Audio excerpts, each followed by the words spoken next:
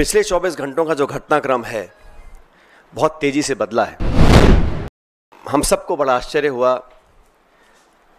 जब cease fire की जो घोषणा है वो अमेरिकी राष्ट्रपति ने करी। काफ़ी कुछ ऐसी बातें हैं जो हम सबको जानकारी में नहीं है, लेकिन जो पब्लिक डोमेन में है उसको देखकर लगता है कि बहुत से सवाल खड़े हुए हैं। और किन कंडीशंस पे इस प्रकार की घोषणा अमेरिका ने करी है, ये बहुत बड़ा सवाल है। और कितना गलत अमेरिका के राष्ट्रपति जी ने कहा कि हजारों साल पुराना ये मुद्दा है। वो भूल गए कि 76 साल पहले ये एक ही देश था, कोई मसला नहीं था। 1971 में भी जब युद्ध छिड़ा था तो अमेरिका ने कहा था कि हम बे ऑफ बंगाल में अपना 7वां बेड़ा भेज रहे हैं। We will deploy the 7th fleet. That's what the Americans said. But despite that, the then government and Indira ji went ahead and did what was in a supreme national interest. इस कश्मीर मुद्दे पर भी जो statements आए America की तरफ से, उस पर सरकार को अपना पक्ष रखना चाहिए। अब तक हमारे पिछले कई दशकों की जो फॉरेन पॉलिसी थी, जो स्टेटेड पॉलिसी थी, वो बड़ी स्पष्ट थी। उसमें कहीं मीडिएशन का, नेगोशिएशंस का, थर्ड पार्टी इन्वॉल्वमेंट का कोई स्कोप ही नहीं था, चाहे कोई प्रधानमंत्री हो, कोई सरकार हो। ओसामा बिन लादेन को वहाँ पे उसको मारा गिराया गया था पाकिस्तान के अंदर। हाफिज सईद, मसूद अजहर, तमाम जो अंतर्राष्ट्रीय चिन्हित आतंकवादी हैं जिन पे खरबों रुपए का इनाम है, उन लोगों को पनाह देने का काम पाकिस्तान ने बहुत लंबे समय से किया है। तो हम लोग तो चाहते हैं कि वो आतंकियों का जो इंफ्रास्ट्रक्चर है उसको पूरी तरह ध्वस्त किया जाना चाहिए।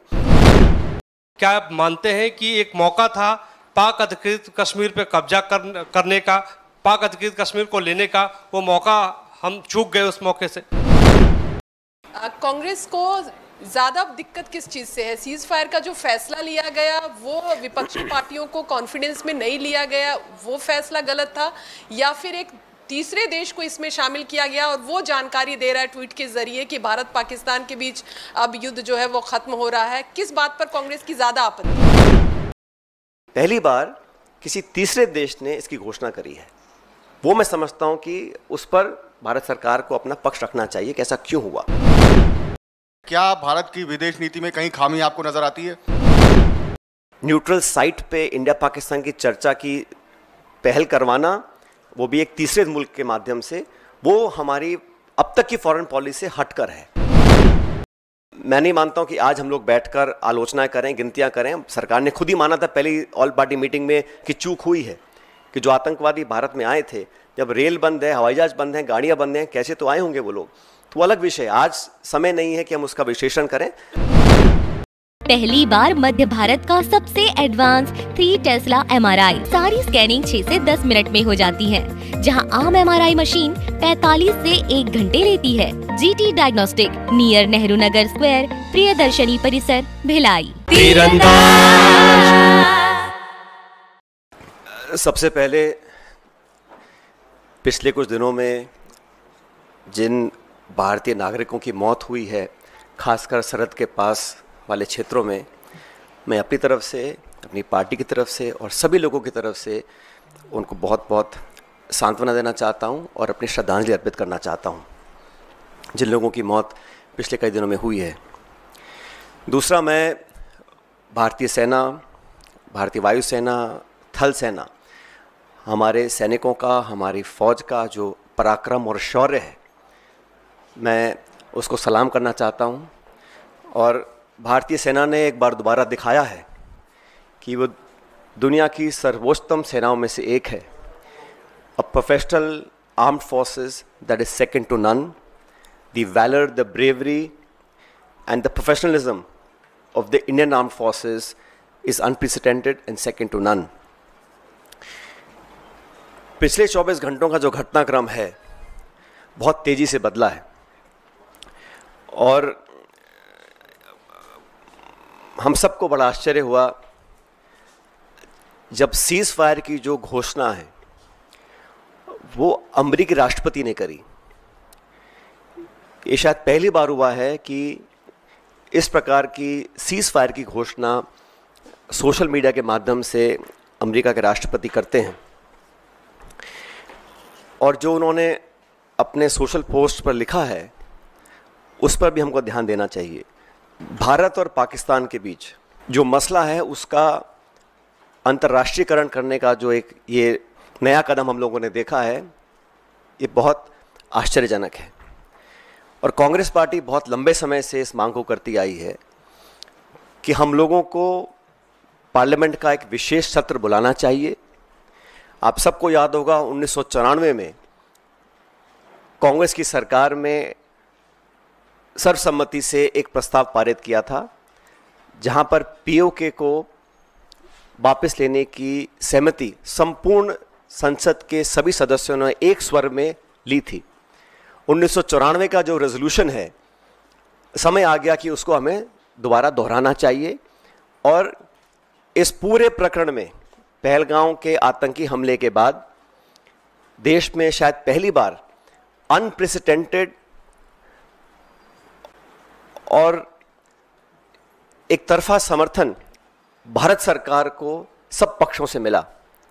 सभी दल, सभी विचारधारा, 140 करोड़ लोग भारत सरकार के साथ खड़े रहे और हमने साफ कहा था कि पहलगाम में जो आक्रमण हुआ है वो भारत की आत्मा पे आक्रमण है और इसका मुंह तोड़ जवाब देना अति आवश्यक है। सेना ने जो कदम उठाए उस पर हम सबको बड़ा गर्व है और जो आतंकी इलाकों पर, ठिकानों पर जो अटैक करा उसका हम सबको बहुत संतुष्टि इस बात की है कि हमारी भारत की सेना उस काम को कर पाई।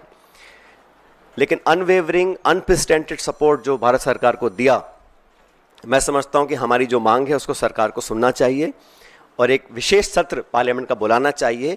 काफ़ी चीज़ें उसमें डिस्कस होनी भी चाहिए और देश एकजुट है आतंकवाद के खिलाफ और पाकिस्तान के दुस्साहस के खिलाफ, ये संदेश पूरी दुनिया में जाना चाहिए।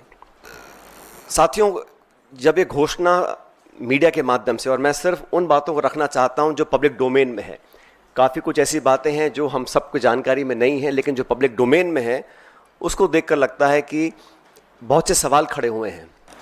अमेरिका का 2 दिन पहले कहना कि it is none of our business, उसके बाद secretary of state, vice president, US president सबसे पहले घोषणा करते हैं कि सीज़ फायर हो रहा है, उसके बाद पाकिस्तान और भारत भी सीज़ फायर का ऐलान करते हैं। ये जो मीडिएशन है इसको क्या भारत सरकार ने एक्सेप्ट किया है और किन कंडीशंस पे इस प्रकार की घोषणा अमेरिका ने करी है, ये बहुत बड़ा सवाल है। उसमें कश्मीर का जिक्र किया गया है। सेक्रेटरी स्टेट ने बोला है कि एक न्यूट्रल साइट पर कश्मीर के मुद्दे को, और कितना गलत अमेरिका के राष्ट्रपति जी ने कहा कि हजारों साल पुराना ये मुद्दा है। वो भूल गए कि 76 साल पहले ये एक ही देश था, कोई मसला नहीं था, लेकिन उन्होंने कश्मीर के मुद्दे को उठाया और मुझे लगता है कि ये इंडिया पाकिस्तान को हाइफनेट करने की एक दोबारा कोशिश की गई है। IMF का बेल आउट करना, पहले भी बैक चैनल डिस्कशंस होते होंगे, डिप्लोमेसी का अपना एक रोल है दुनिया के हर कोने में, लेकिन इस प्रकार वॉशिंगटन से सीज फायर की अगर घोषणा होती है तो कई सवाल खड़े करता है। भारतीय थल सेना के पूर्व जनरल्स ने भी जो बातें बोली हैं उस पर भी हमको ध्यान देना चाहिए। मैं मानता हूं कि सीज फायर की घोषणा के बाद जो कल बॉर्डर पर लगातार वायलेशंस हुए, गोले दागे गए, ये उस विश्वसनीयता को ख़त्म करता है। अगर सीज फायर हुआ है, अनाउंस हुआ है, दोनों पक्षों ने, डीजीएमओज ने बात कर सीज फायर की घोषणा करी है, उसके तुरंत बाद रात भर जो खबरें हमें देखने को मिली हैं उसमें निरंतर वायलेशंस हुए हैं सीज फायर के। इसलिए मैं मानता हूं कि हम लोगों को एक ऑल पार्टी मीटिंग बुलानी चाहिए भारत सरकार को, और जो पिछली 2 मीटिंग्स में नहीं हुआ वो इस बार करना चाहिए। प्रधानमंत्री जी को इस ऑल पार्टी मीटिंग में आना चाहिए और पूरे देश को कॉन्फिडेंस में लेकर सभी दलों को, क्योंकि सभी दलों ने अपनी विचारधारा को परे रखते हुए समय पर भारत सरकार को संपूर्ण समर्थन दिया था, और जो ऑल पार्टी मीटिंग्स बुलाई गई उसमें प्रधानमंत्री जी नहीं आ पाए थे। तो एक और ऑल पार्टी मीटिंग बुलानी चाहिए जिसमें वो सबको कॉन्फिडेंस मिले, सब पॉलिटिकल पार्टीज़ को और देश को कॉन्फिडेंस मिले। कि सीज़ फायर हुआ है, किन शर्तों पर हुआ है, और अगर सीज़ फायर की घोषणा के तुरंत बाद रात भर पाकिस्तान गोलाबारी कर रहा है, सरहद पर मोटर फायर कर रहा है, तो उनकी विश्वसनीयता पर कब तक विश्वास किया जा सकता है? और क्या गारंटीज़ हैं कि भविष्य में इस प्रकार की घटना को अंजाम नहीं दिया जाएगा? क्योंकि पाकिस्तान की सेना, पाकिस्तान का पॉलिटिकल सेटअप इस देश से बहुत फ़र्क है, तो वहाँ पर क्या अश्योरेंसेस हैं, क्या गारंटीज़ हैं, और क्या विश्वसनीयता बची है कल की ढेर सारी वायलेशंस के बाद? ये एक बहुत बड़ा सवाल है। 1971 में भी जब युद्ध छिड़ा था तो अमेरिका ने कहा था कि हम बे ऑफ बंगाल में अपना 7वां बेड़ा भेज रहे हैं, we will deploy the 7th fleet. That's what the Americans said. But despite that, the then government and Indira ji went ahead and did what was in a supreme national interest. आज हम उनको याद करते हैं कि वो नेतृत्व ऐसा था जहाँ पर नेशनल इंटरेस्ट को सबसे ऊपर रखा गया। और आज भी आपको याद होगा जब पार्लियामेंट पर आक्रमण हुआ था, वाजपेयी जी प्रधानमंत्री थे, सोनिया गांधी जी नेता प्रतिपक्ष थी, सदन के पटन पर उन्होंने खड़े होकर कहा था कि भारत, पूरा देश और पूरा विपक्ष सरकार के साथ है, जो भी उचित कदम उठाना है उसको उठाएं और निसंकोच उठाएं, हम आपके साथ रहेंगे। उन्हीं परंपराओं को कायम रखते हुए प्रमुख विपक्षी दल कांग्रेस पार्टी और तमाम दलों ने, चाहे वो खरगे जी हों, राहुल गांधी जी हों, हम सब ने सरकार को पूरा समर्थन दिया था। लेकिन इस प्रकार जो सीज़ फायर की घोषणा अमेरिकी राष्ट्रपति करते हैं, कुछ घंटे के बाद उसको वेरीफाई पाकिस्तान और इंडिया करते हैं, तो कहीं ना कहीं इस कश्मीर मुद्दे पर भी जो स्टेटमेंट्स आए अमेरिका की तरफ से, उस पर सरकार को अपना पक्ष रखना चाहिए, क्योंकि ये बायलैटरल इशू है।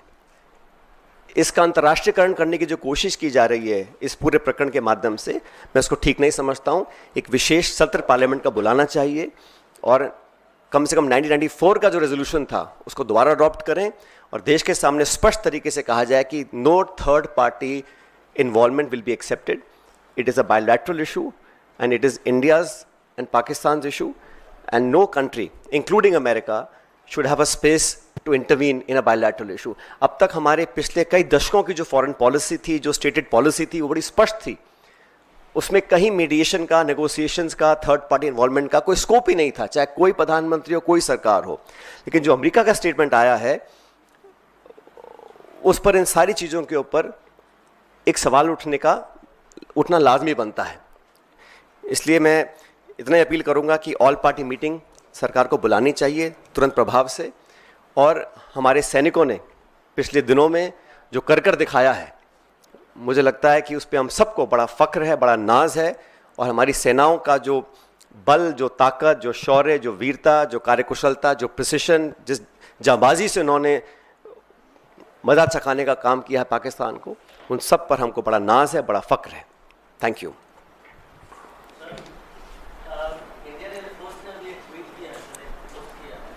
उसमें उन्होंने कहा है कि ऑपरेशन सिंदूर अभी जारी है और जो भी नेशनल ऑब्जेक्टिव था उसको उन्होंने पूरा किया है, लेकिन एक बड़ी बात यह है कि अभी जारी है ऑपरेशन सिंदूर। देखिए, आईएफ का जो सोशल मीडिया पे पोस्ट आया है, मैं उसका पूरा सम्मान करता हूं, और मैं नहीं समझता हूं कि हम लोगों को भारतीय वायुसेना के किसी भी स्टेटमेंट या किसी भी स्टैंड पर अपनी टिप्पणी देनी चाहिए। वो अपना काम कर रहे हैं, और मैं समझता हूं हम सबको आज अपनी सेना के साथ, अपनी वायुसेना के साथ मजबूती से खड़ा रहना है। जो उचित है, जो ठीक है, वो सेना में इतना दम और इतनी समझ है कि उनको कब क्या करना है। मैंने कहा ना, सीज़ फायर दो पक्षों का होता है, लेकिन मुझे चिंता इस बात की है कि जिस प्रकार अमेरिका ने पहल कर सबसे पहले अचानक इसकी घोषणा करी, तो क्या परिस्थितियां थीं, क्या वो मुद्दे थे जिनको लेकर अमेरिका इतनी बड़ी पहल कर सकता है बिना पाकिस्तान, हिंदुस्तान के इस बात की पुष्टिकरण करे। ये इतिहास में पहली बार हुआ है।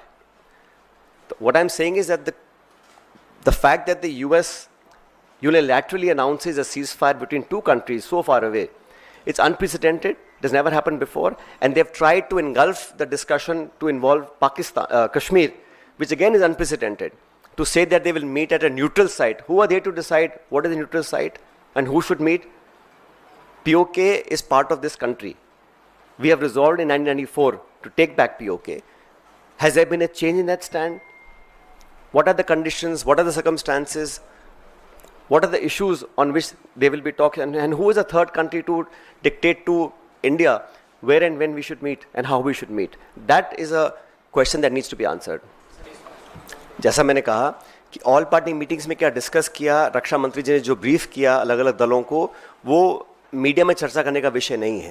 लेकिन मैं इतना कहना चाहता हूं कि हमारी डिमांड शुरू से 22 तारीख को पहली बार ही खड़गे जी और राहुल जी ने कहा था कि हम सरकार के साथ हैं, निसंकोच होकर पाकिस्तान के दांत खट्टे करने का और सबक सिखाने का, आतंकवादी घटनाओं को जड़ से ख़त्म करने का हमको एक जो प्रण लिया है उसको पूरा करना चाहिए। और पूरा समर्थन कांग्रेस ने दिया, समूचे विपक्ष ने दिया। और मैंने बार बार कहा कि पहली बार कश्मीर में भी जिस प्रकार के जज्बात सामने आए और वहाँ पे हर मज़हब के लोग, हर धर्म के लोग चाहते थे कि ये जो आतंकवादी हमला है, ये आक्रमण है, इसका जवाब देना चाहिए। उन भावनाओं को, देश के समर्थन को, सर्वदलीय समर्थन जो सरकार को मिला वो अनप्रेसिडेंटेड था। उसके बाद सरकार ने जो कॉन्फिडेंस में लिया वो ऑल पार्टी मीटिंग्स में डिस्कस जो किया वो चर्चा का विषय नहीं है। लेकिन हम चाहते हैं कि अब जो घटनाक्रम हुआ है पिछले 24 घंटे में, उसको लेकर सरकार को एक ऑल पार्टी मीटिंग बुलानी चाहिए और प्रधानमंत्री जी को वहाँ मौजूद होकर पूरे समूचे पॉलिटिकल जो हमारा पार्लियामेंट की पार्टीज़ हैं उनको कॉन्फ्रेंस में लेना चाहिए। और जो अमेरिका का इन्वॉल्वमेंट, अमेरिका की घोषणा, secretary of state, vice president, US president लगातार घोषणाएं कर रहे हैं, ये पहली बार हुआ है और इस समझ से परे है कि ये ऐसा क्यों होने दिया गया, क्योंकि हम पर आक्रमण हुआ था। भारत ने कभी भी किसी भी देश पर बेवजह अपनी नज़रें नहीं टिकाई हैं। We have never been an aggressor, we are land of Mahatma Gandhi, we want peace everywhere world wide, but when people are encroaching, they don't want us to progress and be stable and peaceful. When Pakistan for last 35-40 years is instigating violence across the country, multiple occasions, how many lives have we lost? Innocent lives we have lost. We have to protect our citizens. हमारा जो action था, हमने बड़ा समझदारी से, भारतीय सेना ने सिर्फ आतंकी ठिकानों को निशाना बनाया, कोई सिविलियन कैजुअल्टी नहीं हुई। एंड शुरू में कहा गया we are not for escalation, लेकिन जो वहाँ से रिस्पॉन्स आया उसका जवाब देना था।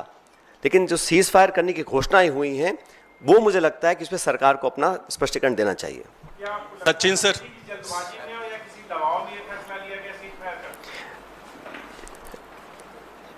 आई डोंट वांट टू स्पेक्यूलेट। जो पब्लिक डोमेन में खबरें आई हैं मैं मात्र वहाँ तक अपनी बात सीमित रख रहा हूँ। और मुझे लगा, हम सबको लगा कि ये जो हुआ है ये पहली बार हुआ है, ऐसा आज तक कभी हुआ नहीं है।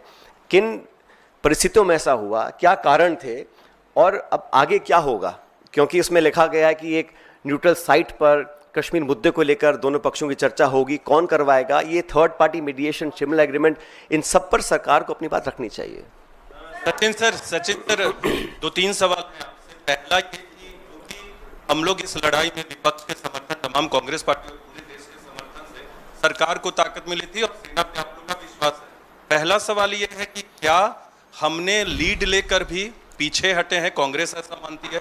दूसरा सवाल यह है कि इस लड़ाई को क्या आगे और बढ़ाते रहना चाहिए था भारत को जो अंडरस्टैंडिंग में नहीं आना चाहिए था? और लास्ट क्वेश्चन ये है कि आप लोग दोनों चीजों की मांग कर रहे हैं ना, संसद का स्पेशल सेशन और सर्वदलीय बैठक। बिल्कुल, दोनों मांगे हमारी पार्टी की हैं कि ऑल पार्टी मीटिंग दोबारा बुलाएं, उसमें प्रधानमंत्री जी खुद उपस्थित रहें, क्योंकि पिछली 2 बार वो उपस्थित नहीं रह सके थे, और पार्लियामेंट का विशेष सत्र बुलाया जाए ताकि जो मुद्दे अभी मैंने रेखांकित किए हैं उस पर विस्तार से चर्चा हो सके और देश के सामने एक सही पिक्चर निकल कर आए। मैंने जो सवाल उठाई इसलिए उठाए क्योंकि पाकिस्तान का इतिहास रहा है। जब बम्बई में आतंकी हमला हुआ 26/11, तब जांच में पाया गया कि वो पाकिस्तान के द्वारा नियंत्रित था, उन्होंने ही स्टेट स्पॉन्सर करके करवाया था। तो जांच की मांग रखना, it is an old habit of the Pakistan state. पर मैं कहना चाह रहा हूँ कि इन विश्वसनीयता नहीं है। सीज फायर के तुरंत बाद वो गोलाबारी कर रहे हैं, तो भविष्य में वो अपने टेरर क्राइम्स को दोबारा पुनर्जीवित करेंगे, पोषित करेंगे, उसकी क्या जिम्मेदारी है, क्या गारंटीज़ हैं? तो हम लोगों ने जो किया, मैं इतना ही कहना चाहता हूं कि कंडीशंस क्या थी, सर्कमस्टेंसेस क्या थे, और पाकिस्तान और उसकी सेना पर कितना विश्वास किया जाना चाहिए कि भविष्य में इस प्रकार की घटना को दोबारा अंजाम वो ना दें।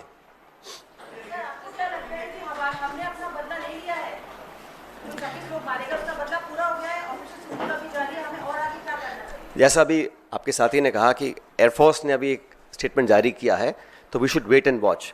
बट मैं फिर कहना चाहता हूँ कि हमारी जो कार्रवाई थी वो आतंकियों के खिलाफ थी। पाकिस्तान ने पनाह दी है ओसामा बिन लादेन को, वहाँ पे उसको मारा गिराया गया था पाकिस्तान के अंदर। हाफिज सईद, मसूद अजहर, तमाम जो अंतर्राष्ट्रीय चिन्हित आतंकवादी हैं जिन पे खरबों रुपए का इनाम है, उन लोगों को पनाह देने का काम पाकिस्तान ने बहुत लंबे समय से किया है।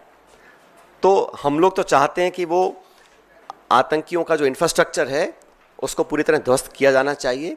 उसमें सेना को काफ़ी सफलता मिली है, लेकिन अभी क्योंकि जैसा आप साथी ने कहा कि IAF ने कहा है कि ऑपरेशन जारी है, we should wait and watch.